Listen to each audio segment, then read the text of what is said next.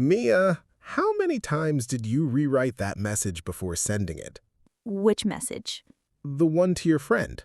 I watched you type, delete, type again, delete again. Okay, honestly, I lost count. That's exactly the kind of thing we need to talk about today. Uh-oh, I have a feeling I'm about to be exposed on this podcast. A little bit, yes. Okay, fine, let's do it. Hey everyone, welcome back to Mia and Simon English Podcast. I'm Simon. And I'm Mia, apparently a professional overthinker, according to Simon. Today we're talking about something almost everyone does but rarely talks about honestly. Overthinking. Before we start, if you're new here, this podcast helps you learn real, natural English through simple, everyday conversations. So make sure to subscribe and turn on notifications so you don't miss new episodes. Okay, Simon, tell me exactly what you saw. What was I overthinking? Your friend asked if you wanted to meet for coffee this weekend. That's it. That's the whole message. Oh no, you're right. That took me way too long to answer. How long exactly? Honestly, almost 20 minutes. 20 minutes for a coffee invitation? I know, it sounds ridiculous now, but in the moment, my brain just kept spinning. What were you actually thinking about for 20 minutes? Things like, what if I say yes and then something comes up? Or what if my reply sounds too excited or not excited enough? Wow, that's a lot of thinking for a coffee invitation. I know, and the strange part is, none of those thoughts actually helped me decide anything. That's such an important observation, actually. Overthinking often feels productive, but it rarely leads anywhere useful. Exactly, it's just this loop going around and around the same few thoughts. I do the same thing, honestly, but usually with bigger decisions, like choosing what to say in an email to my manager. Give me an example. Well, last week I needed to ask for a small schedule change. Such a simple request. And? I rewrote that email probably 8 times before sending it. 8 times for a simple schedule request. I know, it sounds excessive when I say it out loud, but each time I thought, maybe this sounds too demanding or maybe this sounds too weak. So you were trying to find some perfect version that actually didn't exist. Exactly. And I think that's the core of overthinking, honestly. Chasing a perfect option when perfect doesn't really exist. That's such a clear way to put it. So why do you think our brains do this so often? I think it comes from fear, mostly. Fear of making the wrong choice or being judged for it. Right, like every small decision suddenly feels like it has huge consequences. Exactly. Even when logically we know a coffee invitation or a schedule email isn't actually that serious. But emotionally, it feels serious in the moment. Exactly. And I think that gap between logical importance and emotional importance is where overthinking really lives. That's such an interesting way to frame it. The problem isn't the decision itself, it's the emotional weight we attach to it. Exactly. And once that emotional weight builds up, the brain starts searching endlessly for certainty, even about things that were never certain to begin with. Right, like trying to guarantee a perfect outcome when outcomes are never actually guaranteed. Exactly that. Overthinking is often really just our brain's attempt to control uncertainty through pure mental effort. But that effort doesn't actually create certainty, it just creates exhaustion.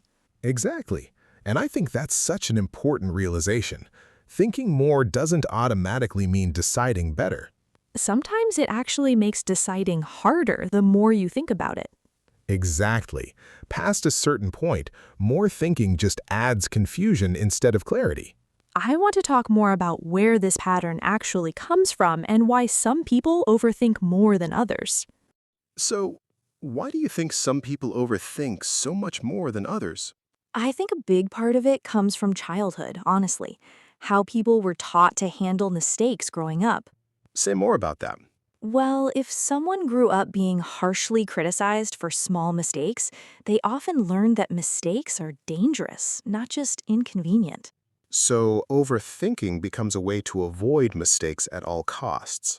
Exactly, because if mistakes felt genuinely scary as a child, that fear often stays into adulthood, even for tiny decisions.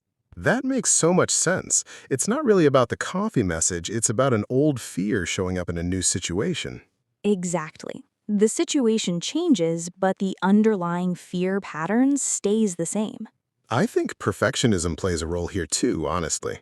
Definitely. Perfectionists often believe there's one single correct answer, and overthinking becomes the search for that perfect answer.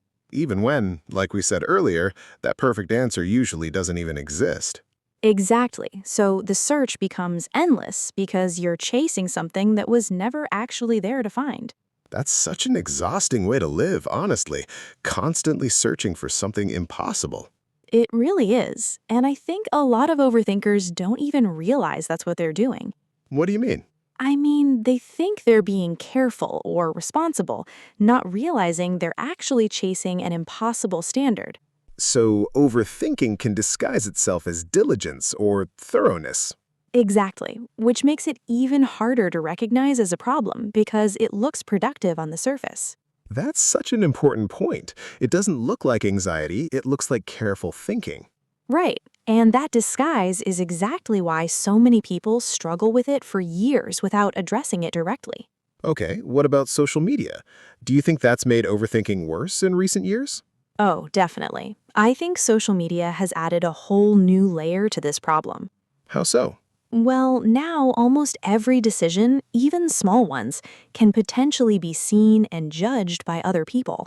Right, like posting something and immediately wondering how people will react to it.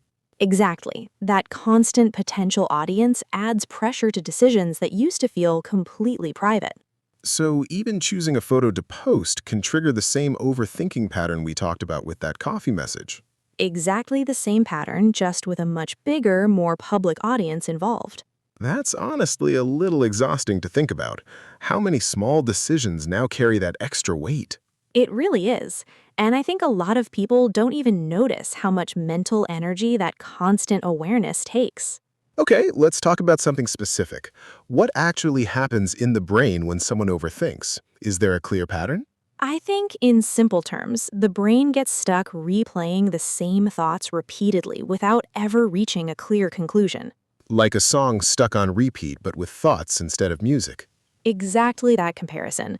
The same worry plays again and again, slightly rephrased each time, but never actually resolved. And I imagine that repetition feels like progress, even though it isn't actually moving anywhere. Exactly, because each replay feels slightly different, so it tricks the brain into thinking something new is happening. But really, it's just the same worry wearing a slightly different outfit each time. That's such a good way to describe it, honestly. This connects to what we said earlier, too, about overthinking creating exhaustion instead of clarity. Exactly, because you're spending real mental energy, but ending up in basically the same place you started. I want to talk next about specific ways to actually interrupt this pattern once someone notices they're stuck in it.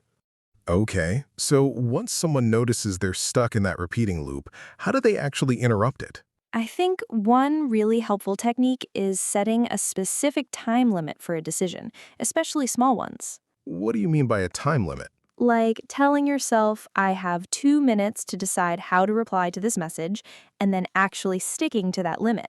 Does that actually work, though? Doesn't the brain just want more time? It definitely feels uncomfortable at first, honestly, but over time, it trains your brain to trust faster decisions.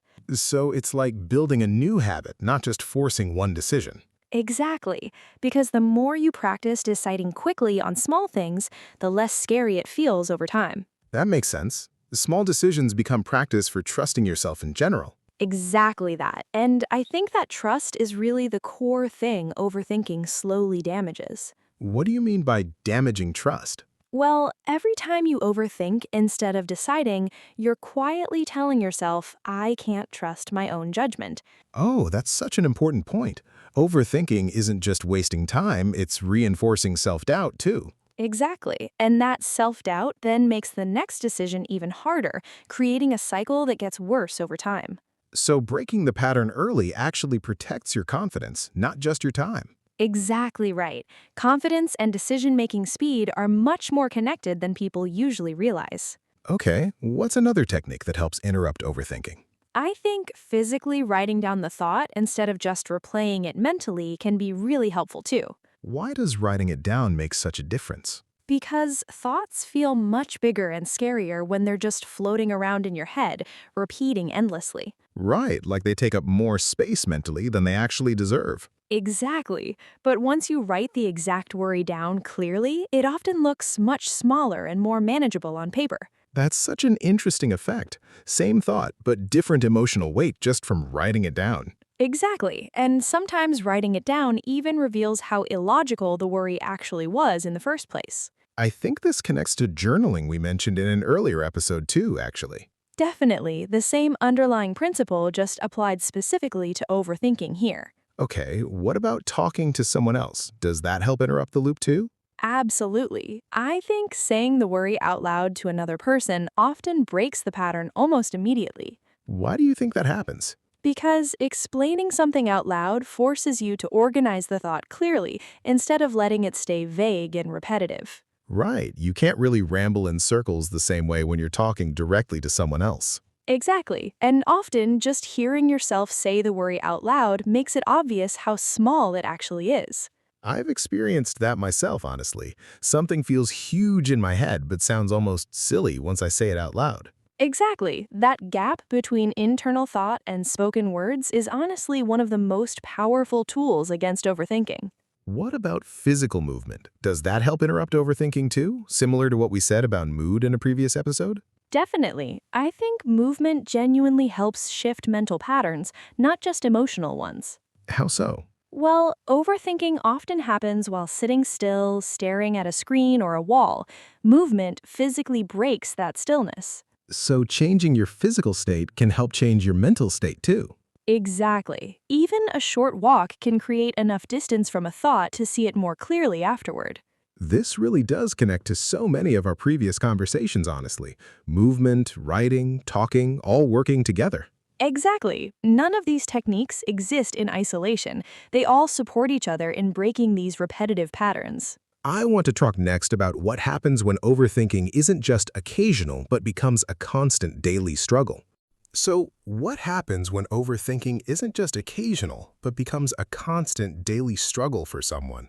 I think at that point it stops being just a habit and starts genuinely affecting someone's quality of life. What does that actually look like in daily terms? Like constant exhaustion, even without doing much physically because the mind never really gets to rest. Right, mental exhaustion from thoughts alone, even while sitting completely still. Exactly. And I think that kind of exhaustion is often invisible to other people, which makes it even harder to explain. That connects to our episode about mental health being invisible too, actually. Exactly the same pattern again. Something exhausting happening quietly with no obvious outward sign. So, for someone stuck in constant overthinking, do the small techniques we mentioned earlier still help, or is it different at that level? I think they can still help, but I think consistent overthinking might also need more support, like talking to a professional.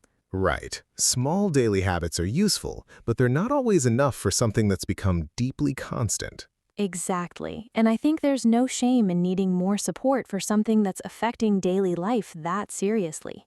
I completely agree. Sometimes a pattern is too deeply rooted for small techniques alone to fully address.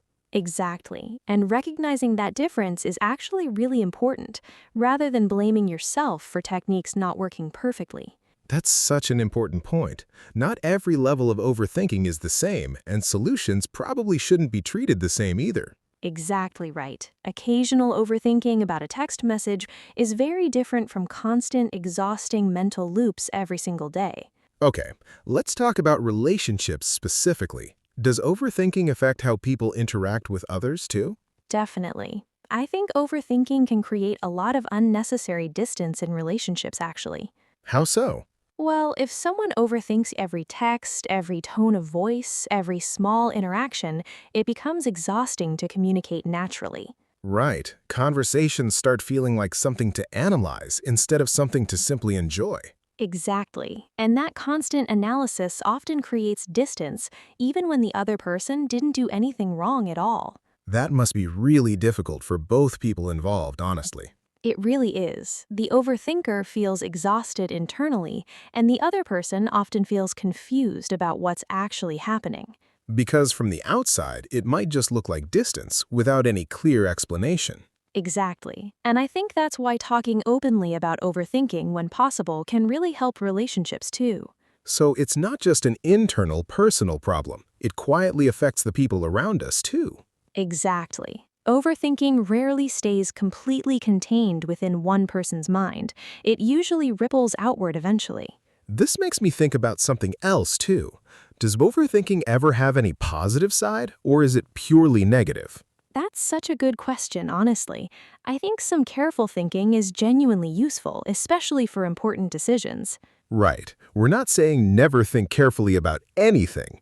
Exactly. The problem isn't thinking itself, it's thinking that goes far beyond what's actually useful or necessary. So, where's the line between healthy careful thinking and unhealthy overthinking? I think healthy thinking leads somewhere toward a decision or a conclusion. Overthinking just circles endlessly without ever actually arriving anywhere. That's such a clear distinction. Movement toward an answer versus endless repetition without resolution. Exactly that. One is productive effort, the other is exhausting repetition disguised as effort. I think we're getting close to something really important here. Let's bring it all together in our final part. All right, so if we had to summarize everything, what would you say is the real heart of overthinking? I think it's this. Overthinking often disguises itself as careful thinking, but it rarely leads anywhere useful. Right. It's not really about the decision itself, it's about the emotional weight we attach to it, often from old fears. Exactly. And we talked about how that fear often comes from childhood or perfectionism or even social media pressure. Right. So many different sources feeding into the same repeating pattern in the mind. We also talked about specific techniques to interrupt that pattern, like setting small time limits for decisions. Yes, and writing thoughts down so they feel smaller and clearer instead of huge and vague. And talking out loud to someone else, which often reveals how small a worry actually is once it's spoken clearly. Right, and even simple physical movement, breaking the stillness that overthinking often happens inside of. We also talked about how constant, daily overthinking might need more support than small techniques alone, like professional help. Exactly, and that needing that support isn't a failure. It's simply recognizing the size of what you're dealing with. And finally, we talked about the difference between healthy thinking and overthinking. One moves toward an answer, the other circles endlessly. Right, that distinction alone could help so many people recognize their own patterns more clearly. If someone listening today realizes they've been stuck in that loop, maybe even during this exact conversation, what would you want them to hear? I would say thinking more doesn't automatically mean deciding better. Sometimes the kindest thing you can do is simply choose and let it be enough. That's beautifully said. And I would add, most decisions aren't actually as permanent or as serious as they feel in the moment. Right, that coffee message, that email, most small decisions have far less weight than our minds convince us they do. Exactly. And even bigger decisions rarely have one single perfect answer waiting to be found through endless thinking. This conversation genuinely made me think about my own patterns differently, honestly. Same here. I think I finally understand why that email took me 8 attempts to send. What do you think you'll try first going forward? Honestly, probably that time limit idea, especially for small, low-stakes decisions. That sounds like such a manageable first step, exactly the kind of small change that actually sticks over time. Exactly. Small and consistent, instead of trying to fix everything perfectly all at once. So, to everyone listening, if you've been stuck overthinking something small or even something big, remember, you're allowed to just decide. Thanks for listening to Mia and Simon English Podcast. Keep learning, keep growing, and give your mind permission to rest sometimes. See you in the next episode. Bye for now.